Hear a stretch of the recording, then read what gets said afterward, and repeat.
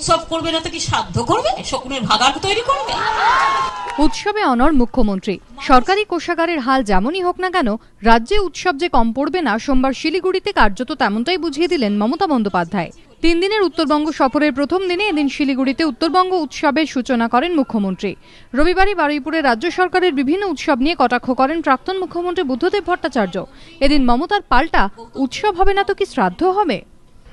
আর এও আমরা দেখিনি, এত উৎসব ভালো, কিন্তু খেতে পড়তে পারছি না, টাকা নেই, উৎসব করে বেড়াচ্ছেন। আমাকে বলছিল, দিদি জানো তো, কোনো একটা মিটিং এ কালকে কেউ বলেছে গভর্নমেন্টের টাকা নেই, উৎসব করছে। তা আমি তাকে বললাম, মুকুল তুমি একটু বলে দিও, উৎসব করবে না তো কি সাধ্য করবে? শকুনের ভাগাড় তৈরি করবে?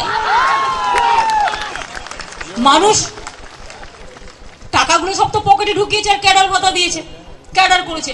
আমি যদি আমাদের ভাই বোনদের নিয়ে তাদের একটু মনে খুশি দিই, তা আগেও তো উৎসব হতো। কে বলেছে হয়নি? কোনদিনও হয়নি, হয়েছে। কিন্তু সেই উৎসবে প্রাণ ছিল না। আমাদের উৎসবে উৎসরিত প্রাণ আছে। বিরোধীদের অভিযোগ, রাজ্যে নতুন কোনো শিল্প আসছে না, যেগুলি ছিল পাত্তাড়ি গোটাচ্ছে সেগুলিও হচ্ছে না কর্মসংস্থান।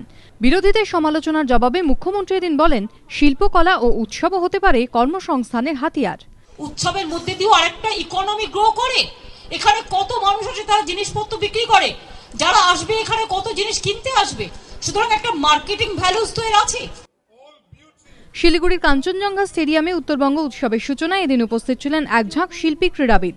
তবে এদিন যে ভাষায় ও ভঙ্গিতে মুখ্যমন্ত্রী উৎসব নিয়ে সওয়াল করেছেন, তা নতুন বিতর্ক উস্কে দিল বলে অভিমত রাজনৈতিক পর্যবেক্ষকদের।